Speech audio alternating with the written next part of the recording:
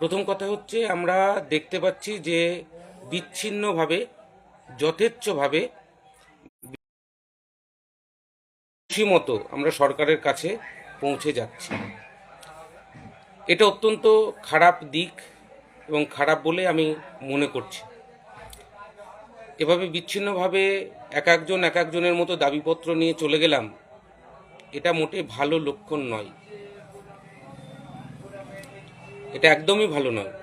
আমরা দেখতে পাচ্ছি যে একজন বিধায়ককে একাধিকবার আমরা সম্বর্ধনা দিচ্ছি, যেটা মোটেই কাম্য নয় এবং এটা আমাদের নিজেদের উপরে একটা আঙুল ওঠে। অতএব আপনারা সে বিষয়ে সচেতন থাকুন। ইতিপূর্বেও বলেছি, আমার কাছে তথ্য অনুযায়ী শঙ্করদার কাছে, মানে শঙ্কর ঘোষ মহাশয়ের কাছে এখন পর্যন্ত 6টি টিম সম্বর্ধনা দিতে গেছেন প্যারা টিচারদের পক্ষ থেকে। শুধুমাত্র আমরা বলেছিলাম যে আপনারা ইউনাইটেড হয়ে একবারই দেবেন, আর একবার যখন হয়ে গেছে আর কারোর যাওয়া উচিত হয়েছে বলে এটা আমি মনে করছি না। কেউ জনতার দরবারে ছুটে চলে যাচ্ছেন, কেউ অন্যভাবে যাচ্ছেন। এই অসংগঠিতভাবে আপনারা যাবেন না, আপনাদেরকে অনুরোধ করছি। কারণ পার্শ্ব শিক্ষক ঐক্যমঞ্চের তরফ থেকে, পার্শ্ব শিক্ষকদের একমাত্র সংগঠন, তাদের তরফ থেকে লাগাতার কোশিশ করে যাচ্ছি বিভিন্ন রকমভাবে। এবার একটা জায়গা বেশি, মানে লেবু বেশি টিপলে পারে কি হয় সেটা আপনারা জানেন। অতএব আপনারা সেই কাজটি করবেন না। 10%-এর দাবি নিয়ে কেউ চলে যাচ্ছেন, কয়দিন পরে 65 বছর বয়স পর্যন্ত চাকরি করাতে হবে তার দাবি নিয়ে চলে যাবেন। 10%-এর মধ্যে কেউ বিএড আছে, কেউ বিএড নেই, আলাদা আলাদা দল করে চলে যাবেন, কেউ সিসিএল নিয়ে যাবেন, কেউ ট্রান্সফার নিয়ে যাবেন। বিষয়টা কিন্তু অত্যন্ত খারাপ জায়গায় যাচ্ছে বলে আমি মনে করছি। আপনাদেরকে অনুরোধ করছি, আপনারা এই ধরনের কাজ করবেন না, একদম না। আমরা সবটা নিয়ে লড়াই চালাচ্ছি, আমরা সবটা দাবিতে আমরা রেখেছি। 10%-এর হবে, বাকিদের হবে না, এই ভাবনা আমি আপনাদেরকে অনুরোধ করব, আপনারা এই ভাবনা থেকে বেরিয়ে আসুন।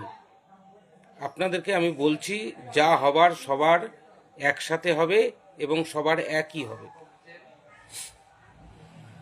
অতএব এখনো পর্যন্ত সেই সময় চলে যায়নি যে আমরা বিশৃঙ্খলভাবে এক এক রকমভাবে এক একজনের কাছে যাব। আপনারা প্রত্যেকেই প্রায় নিজের নিজের বিধায়কের কাছে গেছেন, তাদের কাছে সম্বর্ধনা দিয়েছেন, ব্যাস। যে কজন হয়নি, যে কজনকে এখনও দেওয়া সম্ভব হয়নি, তাদের কাছে যান, তাদেরকে সম্বর্ধনা দিন। সেই সমস্ত এমএলএদেরকে, সে সমস্ত বিধায়কদের কাছে যান, তাদের কাছে আপনার কষ্টের কথা, যন্ত্রণার কথা আপনারা খুলে বলুন। যে সমস্ত জায়গাগুলোয় আমরা সম্বর্ধনা দিয়েছি, অত্যন্ত ভালো ফ্রুটফুল রেজাল্ট আমরা সেখান থেকে পেয়েছি। প্রত্যেকটা বিধায়ক আমাদেরকে কিন্তু ভালো কথাই বলেছেন এবং তারা আগামী দিনে তাদের বিধানসভায় আমাদের প্রসঙ্গ তুলবেন, সেটা কিন্তু তারা কথা দিয়েছেন। সেটাও আপনারা জানেন, সেটাও বিভিন্নভাবে মিডিয়া হচ্ছে, বিভিন্নভাবে সোশ্যাল মিডিয়ায় আসছে। তারপরেও এত উতলা হওয়ার কোনো কারণ আছে বলে আমি মনে করি না। নেক্সট হচ্ছে, আমাদের যে ব্লক কমিটিগুলো তৈরি হচ্ছে, সেখানেও একটা বিশৃঙ্খলার ছবি মাঝে মধ্যে উঠে আসছে, যেটা মোটেই কাম্য নয়। আপনারা ব্লক থেকে সর্বসম্মত ক্রমে আপনারা এই ব্লক কমিটি গঠন করবেন। এতদিন পর্যন্ত তৃণমূল সংগঠনে ছিলেন, হঠাৎ করে পার্শ্ব শিক্ষক ঐক্যমঞ্চে এসে যে বিশৃঙ্খলা করার চেষ্টা করছেন, এটা থেকে থেমে যান। কোনো রকম বেশি কায়দা মারবেন না। এতদিন পর্যন্ত ওইখানে লড়াই করেছেন, পারেননি, ব্যর্থ হয়েছেন, বাড়িতে বসে যান। আর যদি ঐক্যমঞ্চের কমিটিতে আসতে হয়, ভদ্রভাবে আসতে হবে। মনে রাখবেন, এটা কোনো রাজনৈতিক দলের সংগঠন নয়, পেশাগত জায়গা। সেখানে আপনারা আগে ছুটে চলে যাচ্ছেন, যারা লাস্ট ইলেকশনে তৃণমূল কংগ্রেসের হয়ে খেটেছেন, সে বিধায়ক জানেন, অথবা তৃণমূল কংগ্রেসের বুথ সভাপতি ছিলেন বা কাউন্টিং এজেন্ট ছিলেন বা পোলিং এজেন্ট ছিলেন, সে প্যারা টিচার সেজে আজকে সবার আগে ফুল নিয়ে ছুটছেন, মালা নিয়ে ছুটছেন। এগুলো বন্ধ করুন। ক্ষতি কিন্তু সামগ্রিকভাবে প্যারা টিচারদের হয়ে যাবে। আপনি হয়তো আপনার লাভের জন্যে আপনি ছুটছেন, নিজের পিঠ বাঁচানোর জন্য ছুটছেন, কিন্তু পার্শ্ব শিক্ষকদের পিঠের চামড়াটা গুটিয়ে যেতে চলেছে। এগুলো একদম করবেন না, একটু থেমে ফেলুন। আপনাদের জন্য প্যারা টিচারের ঐক্যমঞ্চের দুয়ার খোলা আছে। আমরা সকলকে নিয়েই চলতে চাই, আপনাকেও বাদ দিতে চাই না।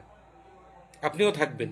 আমাদের এখনও জেলা কমিটি বাকি আছে, সেখানেও আপনার জায়গা থাকতে পারে। অতএব এখনই এত উতলা হওয়ার কোনো প্রয়োজন নেই। নিজেদের স্বার্থে আমরা এখনই এই বিষয়গুলো নিয়ে খুব বেশি কথা বলছি না, যেমন এটা মাথায় রাখবেন। আর সরকার যেহেতু নতুন এসেছে, এখনো পর্যন্ত মন্ত্রিসভা গঠন হয়নি, ঠিকঠাক সম্পূর্ণ হয়নি, তাই তাদের কাছে এখন চাওয়ার জায়গাটাও যে খুব বড় আছে আমাদের এখনই তা নয়। তবুও তার মধ্যে আমরা মাননীয় মুখ্যমন্ত্রীর সঙ্গে দুবার সাক্ষাৎ করে ফেলেছি। আমাদের দাবিপত্র আমরা নিজে হাতে তুলে দিয়েছি। গত পরশুদিন নন্দীগ্রামে গিয়ে আমরা দাবিপত্র তুলে দিয়েছি। দুবার নন্দীগ্রামে গেলাম। রাজ্য সভাপতি, তার সঙ্গেও আমরা দেখা করেছি। অন্যান্য যে নেতৃত্বরা রয়েছে বিজেপিরও উচ্চপদস্থ, তাদের সঙ্গেও আমরা সাক্ষাৎ করেছি, দেখা করেছি, তাদের সঙ্গে আলোচনা করেছি। আগামী দিনে আরও করব, যাতে কোনোভাবেই বিলম্ব না হয় আমাদের বিষয়গুলো দেখার জন্য। সরকারের সৎ ভাবনা আছে, সেই ভাবনাটা যাতে দ্রুত হয় তার জন্য আমরাও আপ্রাণ চেষ্টা করে চলেছি। আপনারা এত বিচলিত এখনই হবেন না। খুব শিগগিরই সরকার আমাদের কথা ভাববেন বলে আমিও আশাবাদী। আপনারা যেমনভাবে আশা করে রয়েছেন, সংসার আমারও চলছে না, আপনাদের মতোই অবস্থা। অতএব একটু থেমে চলি, কিছুদিন সময় দিই। তারা ইতিপূর্বে যে কথাগুলো দিয়েছিল সে কথাগুলো রেখেছে। যেমন তাদের সংকল্পপত্রে পার্শ্ব শিক্ষক ইস্যুকে মর্যাদা দিয়েছে, স্থান দিয়েছে। আশা করি সেই সংকল্পপত্র অনুযায়ী আগামী দিনেও তাদের কথা তারা রাখবেন। এবার তার জন্য একটা সময় দিতে হয়, সেটা আমাদের দিতে হবে। সেটা যাতে ম্যাক্সিমাম না হয় সেদিকটাও আমাদের নজর রয়েছে। অতএব ওই কত মাইনা হবে দাদা, কবে হবে দাদা, এ প্রশ্নের উত্তর সত্যি বলছি আমার কাছে নেই। যেদিন আসবে সেদিন নিশ্চয় আপনারা সবাই জানতে পারবেন। আর এই প্রশ্ন দুটোর উত্তরের জন্যেই আমরা এত ছুটে বেড়াচ্ছি, বিভিন্ন জায়গায় ছুটে বেড়াচ্ছি। আমাদের টিম কোথায় না কোথায় যাচ্ছে, কোথায় না কোথায় গিয়েছে। সুকান্ত মজুমদার মহাশয়ের কাছেও আমরা আমাদের দাবিপত্র দিয়েছি, তিনি চেয়ে নিয়েছেন। অতএব সরকারও যে বসে আছে আমাদের বিষয়টা নিয়ে একেবারে ভাবছে না তা নয়, তারাও একটা পরিকল্পনা নিয়েছে বলেই জানতে পারছি। এখন সেটার বাস্তবায়িত কবে হয় সেটার জন্য আমিও অধীর আগ্রহে রয়েছি। এত ফোন করারও কোনো প্রয়োজন নেই, এত নিজেদের মধ্যে চর্চা করারও কোনো প্রয়োজন নেই। একটু শান্ত থাকুন, আর কয়েকটা দিন আমরা অপেক্ষা করি, তারপরে দেখা যাক না। নইলে তো রাস্তা খোলাই আছে, রাজপথ খোলা আছে, অত চাপ নেওয়ার কিছু নেই। পার্শ্ব শিক্ষক ঐক্যমঞ্চ তাদের সর্বোচ্চ লড়াই দিয়ে চলেছে, সর্বোচ্চ প্রয়াস তারা করে চলেছে। আপনারা অনেকেই পরামর্শ দিয়েছেন সংগ্রামী যৌথ মঞ্চের সঙ্গে কথা বলার জন্য, সেটা আমরা অনেক আগে থেকেই করেছি। ভাস্করদার সঙ্গে যথেষ্ট সুসম্পর্ক রয়েছে, তার সঙ্গেও কয়েকদিন আগে কথা হয়েছে। তাদের মাধ্যম দিয়েও পার্শ্ব শিক্ষক ঐক্যমঞ্চ পার্শ্ব শিক্ষকদের যে দাবি, সে দাবি অলরেডি পেশ করবে বা করেছে।